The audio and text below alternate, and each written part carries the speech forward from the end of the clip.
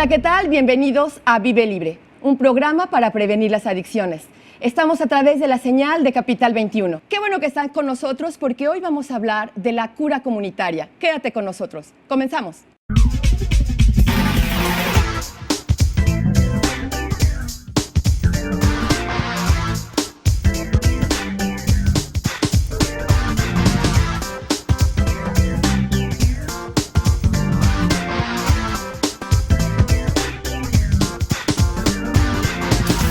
Ya estamos en Vive Libre.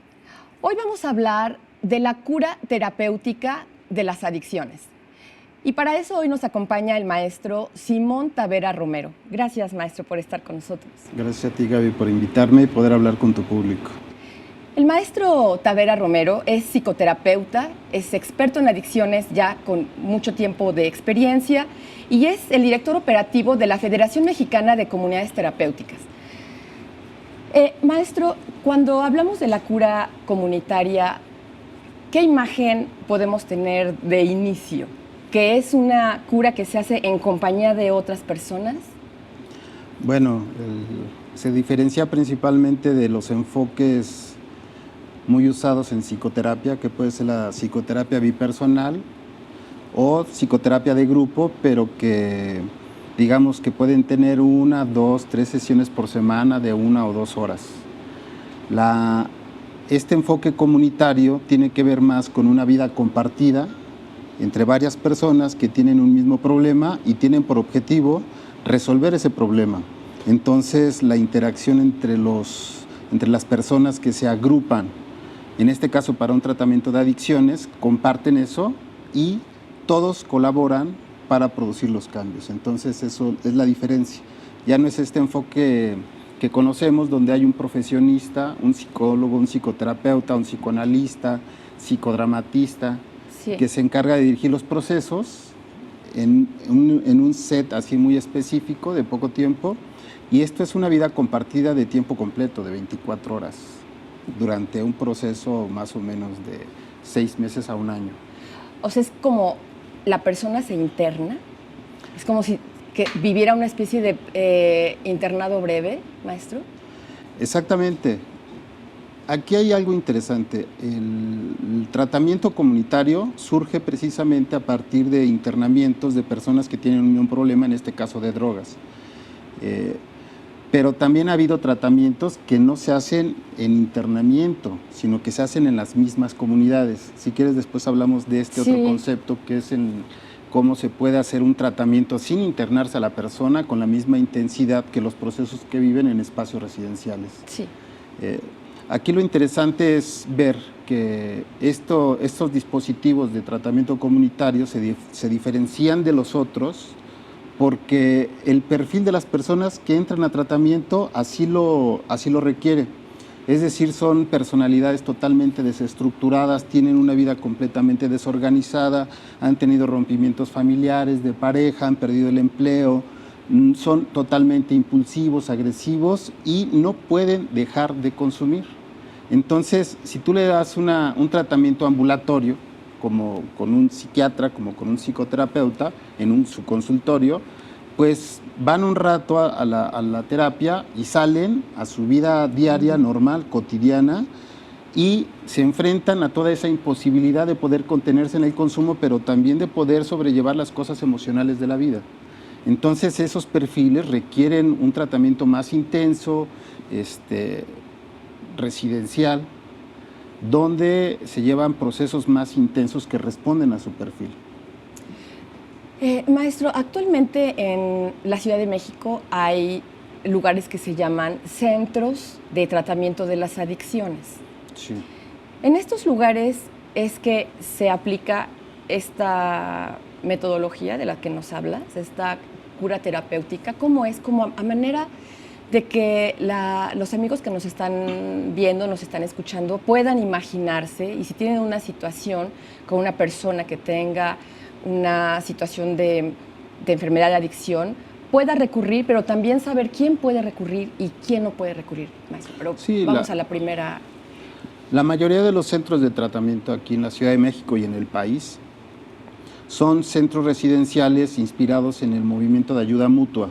Sí. que ayuda mutua es el movimiento de AA, ¿no? Y tratamiento para alcohólicos. Pero el tratamiento que tiene que ver con consumo de cocaína, heroína, opio, no es el mismo manejo que se tiene. Estos sí requieren un internamiento porque son más intensos los procesos y también las estructuras, podríamos decir que más patológicas. Entonces, las estructuras de la de persona, de personalidad. Sí, las estructuras de personalidad son más graves, sí. Entonces requieren unos tratamientos diferentes. Ahora, todos estos centros que surgen bajo la inspiración del movimiento de AA se tienen como columna vertebral de su método la ayuda mutua. La ayuda mutua es un concepto muy interesante porque significa, por un lado, que la persona reconoce que tiene un problema y que está en disposición de recibir ayuda, pero a su vez está en disposición de ayudar a otro que a su vez él mismo reconoce que necesita ayuda. Sí. Entonces se puede establecer una relación colaborativa para los cambios y el crecimiento. Entonces, si tú tienes un grupo, digamos, de 30, 40, 50, hasta 100 personas, donde todas las relaciones comunitarias se basan en ese principio, entonces tú vas a tener 200 pares de ojos observando cómo son los comportamientos, cómo se lleva el proceso, y entonces tú trazas un objetivo de cambio, de rehabilitación. Todo lo que se desvíe hacia ese objetivo es susceptible de ser confrontado por los 200 ojos. Entonces ya te imaginas el nivel de vigilancia y confrontación que hay en un tratamiento comunitario, que es totalmente alejado a lo que pudiera ser en una terapia de apoyo emocional o una interpretación psicoanalítica o una escenografía en psicodrama, completamente diferente. ¿O como estas de grupo, maestro? Las de grupo, o sea, son esas sí se parecen. Es diferente hablar de una vida compartida las 24 horas durante 6 meses, un año, a que tú vayas a una sesión a la semana de 2 horas de grupo. Sí. Porque lo que compartes es lo que cada quien vivió por separado y tienen vidas diferentes y objetivos diferentes incluso. Pero cuando se insertan a una comunidad y comparten un mismo objetivo y aparte comparten toda la vida diaria, entonces ellos están entrelazados en las dificultades que tienen que ver con todas las actividades del programa. Entonces tienen una serie de insumos y de experiencias muy concretas de la vida diaria que los llevan a confrontarse. Por ejemplo, alguien dice, yo quiero retomar la escuela, pero no abre ni un libro o no se inscribe al sistema abierto sí. Y es confrontado en ese sentido. Entonces, sí es muy diferente un grupo psicoterapéutico a un tratamiento comunitario con inserción residencial. Es decir, maestro, la persona entra a esta residencia, va a vivir ahí, va a tener su cama, va a tener su lugar para su ropa y luego va a tener un espacio en la cocina, sí. Se van a compartir tareas. Sí, ¿Es así como va a vivir esa persona, maestro? Sí, el programa de tratamiento comunitario es un programa altamente estructurado, todas las actividades tienen sus horarios, sus objetivos, todas son con fines psicoterapéuticos, es decir, de cambio para crecer, y se guarda un equilibrio entre actividades elaborativas, educativas, de aprendizaje de habilidades para el trabajo y de proyecto de vida. Entonces, esto es una olla de presión. El tratamiento comunitario se vuelve como una vida intensa, muy rápida, muy agitada, de tal manera que es una olla de presión que te hace actuar tus dificultades de relación con los demás. Entonces es un dispositivo que permite que se evidencie todas las problemáticas de relación. En esas problemáticas de relación salen sus fantasías, angustias, problemas emocionales que los llevan al consumo. Por ejemplo, maestro, como a manera ilustrativa para los amigos que nos ven. Hay casos muy interesantes, o sea, hay una variedad tremenda, pero a mí me ha tocado ver residentes, no se les llama pacientes, se les llama residentes, sí. Que entran a tratamiento, obviamente por adicción, pero que la adicción era un síntoma, el consumo de drogas era un síntoma de una dificultad de asumir su sexualidad. Sí. Entonces, mientras no se trabajara y se abordara la problemática de la sexualidad, él tenía como cierta ganancia de mantener la adicción porque de alguna manera se reprimía su, su deseo homosexual y por el otro lado lo satisfacía porque estaba en ambientes donde tenía ciertas posibilidades de gratificación de estar con personas de su mismo sexo. Sí. Entonces era a medias. Pero cuando él empezó a descubrir que detrás del consumo de drogas estaba la parte de la homosexualidad y la empezó a hablar, la empezó a tratar abundantemente, a reflexionar sobre ella y se dio cuenta al final que tenía la libertad de poder ejercer su sexualidad de tipo homosexual. Entonces empezó a perder importancia la necesidad de consumir drogas.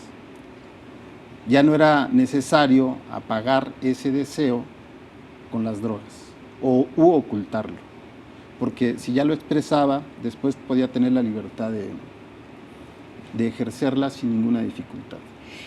En estas residencias, maestro, en donde están conviviendo personas enfermas de adicción con diferentes orígenes o distintos detonantes de esa adicción, como lo comentaste hace un momento, que no es per se la propia adicción.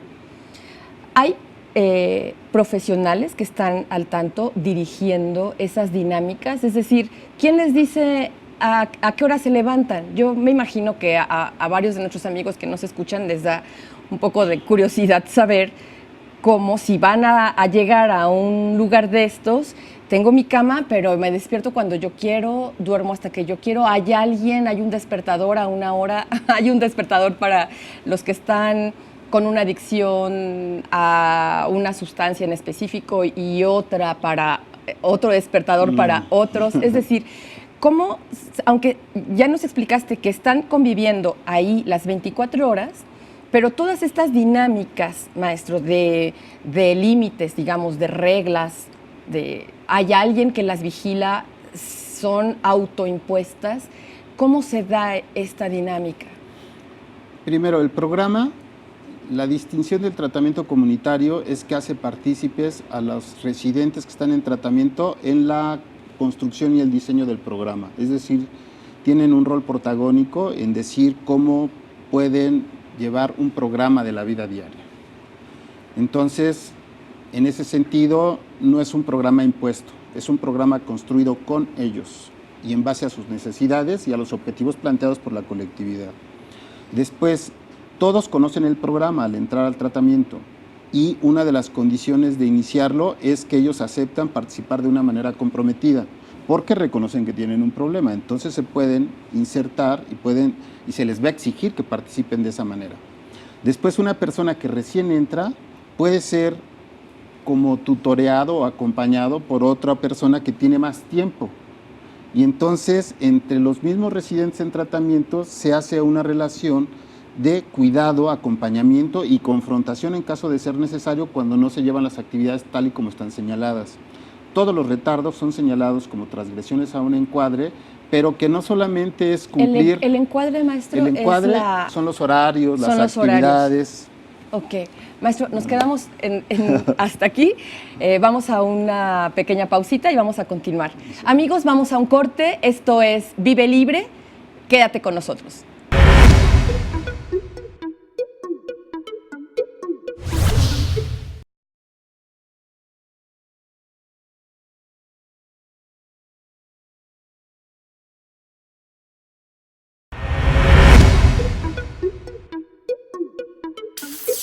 Ya estamos de regreso en Vive Libre. Estamos hablando de la cura comunitaria y estamos con el maestro Simón Tavera Romero.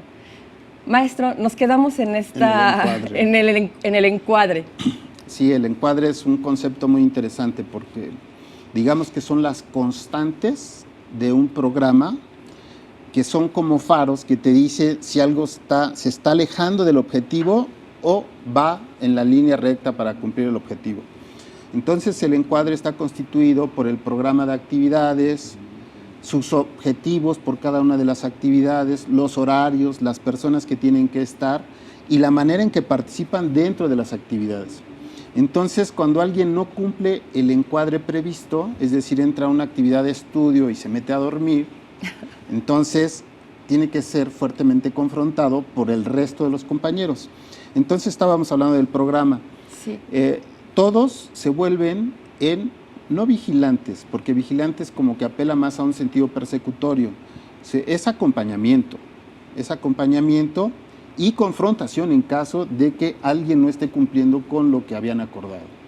Ahora, cuando alguien no cumple con el encuadre o no participa de una manera comprometida, es una señal de una resistencia al cambio. Sí. Eso es oro molido en el tratamiento, porque al final de cuentas todos los procesos de cambio tienen que ver con esas resistencias. Si tú vas a un proceso psicoterapéutico, el 90% de tu tratamiento va a tener que ver con vencer las resistencias al cambio. Cuando lo logras, los procesos elaborativos son muy intensos, fuertes, impresionantes y generan cambios no solamente de pensamiento, sino también conductuales. Entonces, quien piense que en una comunidad terapéutica donde todos sean muy participativos, obedientes y se ajusten a los horarios, se va a equivocar completamente.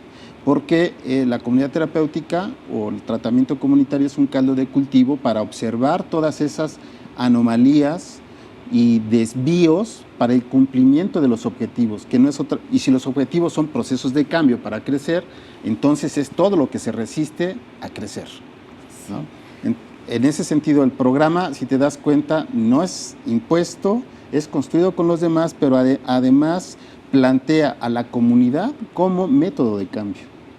Eso es lo interesante del tratamiento comunitario. ¿A la comunidad que está en la residencia? Sí. Inicialmente, maestro, ¿no? Sí. ¿Sí? ¿Sería así? Sí, así es. Ahora...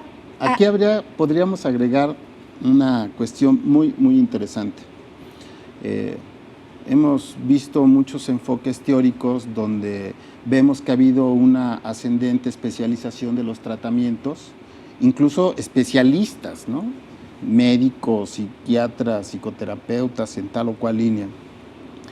Y con este avance también se han quitado otros factores terapéuticos que antes funcionaban muy bien, como la convivencia con la familia, con los vecinos, con las comunidades, toda la cultura que se teje alrededor de estos grupos y varios principios solidarios, empáticos. Entonces, todos esos son recursos terapéuticos, incluyendo la medicina tradicional.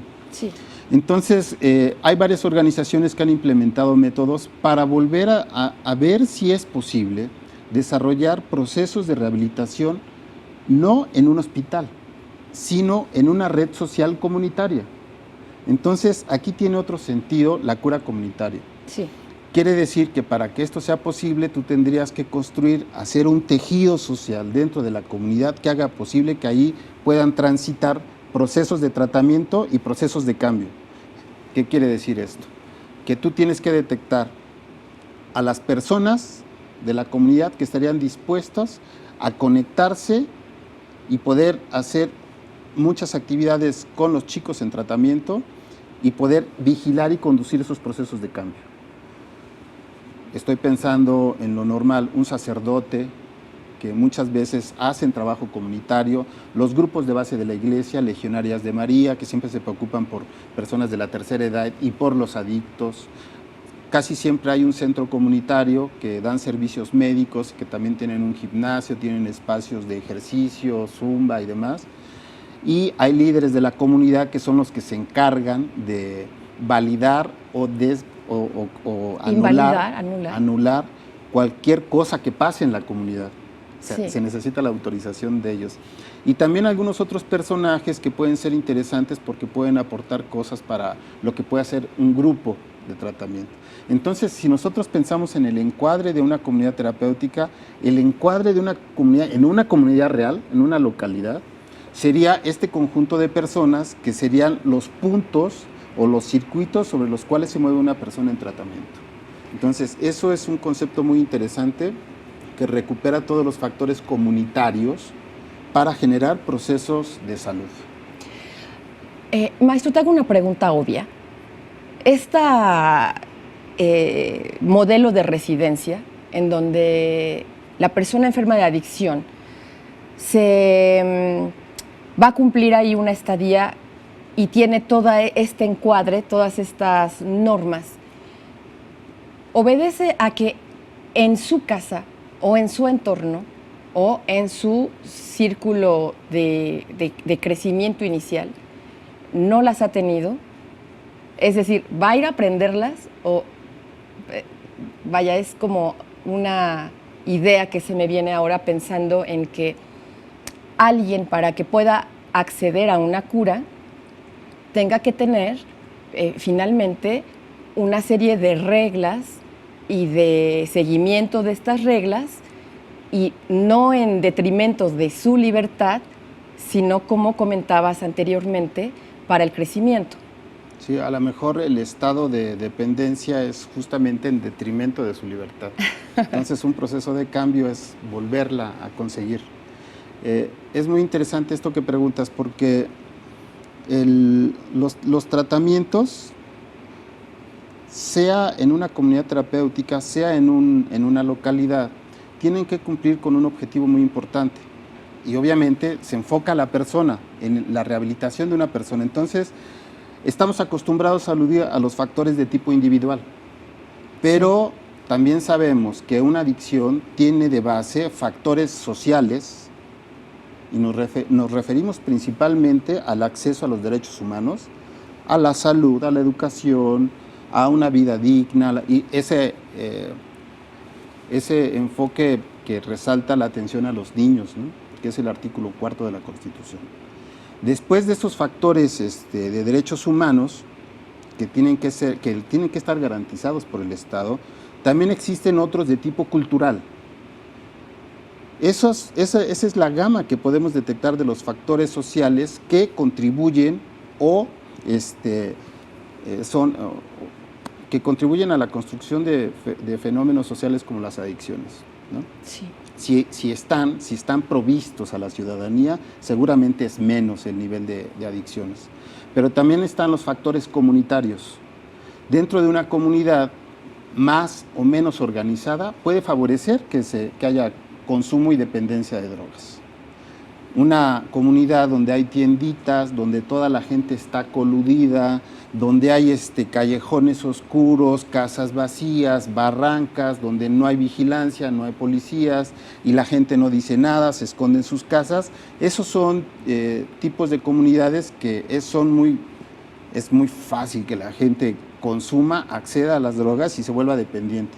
Por ejemplo, hay una Iztapaluca, que en los últimos 15 años eran 150,000 habitantes más o menos, si no recuerdo mal, y pasaron a ser 1.300.000. Se multiplicaron las casas, no se multiplicaron los parques, no se multiplicaron las bibliotecas ni la vigilancia, y es una zona de consumo idónea para los dealers. Entonces, sí, los factores comunitarios también son fundamentales.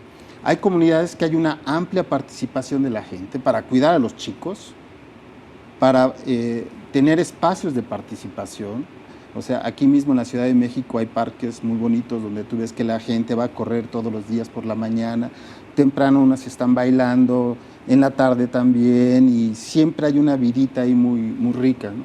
Pero hay otros lugares donde no lo hay. Entonces, los niveles de organización y participación comunitaria son fundamentales como factores, sea de riesgo o sea de protección.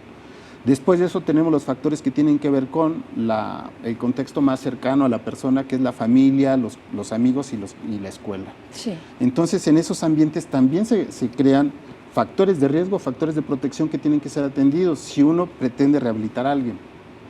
Y ya los que siempre abordamos y todos conocemos son los factores individuales, ¿no?, que tienen que ver principalmente con problemas de tipo emocional, y en casos graves con trastornos de la personalidad. Maestro, ¿quiénes pueden acudir a una cura comunitaria, a un centro residencial, a un centro de tratamiento? ¿Quién estaría en una necesidad urgente de ir? ¿Y cómo lo podría reconocer la familia? En este caso sería válido preguntarlo así, maestros. ¿Es la familia quien tiene que percatarse? ¿Es la propia persona quien tiene que ir de manera voluntaria? Es muy buena pregunta, porque yo creo que son como indicadores que tenemos que estar siguiendo para tomar una decisión de quién sí se entra a una residencia, quién va a un tratamiento ambulatorio, quién puede estar con un grupo de amigos en ayuda mutua.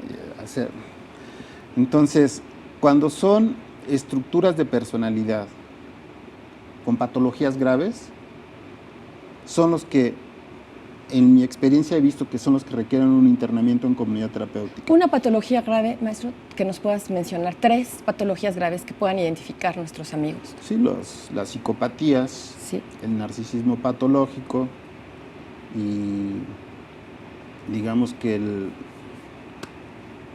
en general son los trastornos fronterizos, los borderlines. Esos son los que ahí están casi todos los adictos. Es decir, que no son neuróticos como el grado de maduración psicológica más avanzado, los psicóticos, que son el grado menos avanzado psicológicamente, y ahí hay una frontera donde en situaciones de estrés se comportan como psicóticos y en situaciones más o menos estables se comportan como neuróticos, pero siempre están en esa franja. Ahí es donde tenemos a la mayoría de las personas adictas, y el nivel de la gravedad de la patología es lo que te indica si requiere más un internamiento o no. Sí. Pero también eso no es una regla al 100%. Por ejemplo, la población en situación de calle, si tú estás tratando a un niño de la calle, que tiene una familia donde hay prostitución, hay consumo de drogas, venta de drogas, no hay una estructura, entonces tú no puedes, por esa situación, decir que él puede seguir viviendo en esa familia y vivir un proceso de rehabilitación. Él necesita o una familia alterna, sustituta, o una comunidad terapéutica u otro tipo de procesos para contrarrestar principalmente toda la desestructura y toda la desorganización familiar. Bien, maestro. Pues bueno, maestro, nos dejas esta información que es muy importante, poder detectar si en la familia, si cerca de nosotros, si alguien que nos preocupa pueda acudir, o si alguno de nuestros amigos siente que puede estar en una situación ya de urgencia de acudir a un centro, lo pueda hacer y pueda recibir esta ayuda, pueda recibir este encuadre, pueda recibir o formarse esta estructura para nuevamente salir, maestro, al mismo entorno. Esa tal vez sería una pregunta para otro programa. Te comprometo para que hagamos otro programa y hablemos de eso, maestro, porque tal vez sea un tema mucho más amplio. Entre tanto, te agradezco mucho que nos hayas venido a dar esta explicación sobre esta alternativa de tratamiento. Gracias, maestro, por estar con nosotros. No, el gusto es mío. Qué bueno poder hablar con tu público. Muchas gracias, maestro, por haber estado con nosotros. Vamos a despedirnos y te recuerdo que este es un programa de la CDMX realizado por el YAPA para que tengas información y decidas. Y te dejo un mensaje. Vive libre. Hasta la próxima.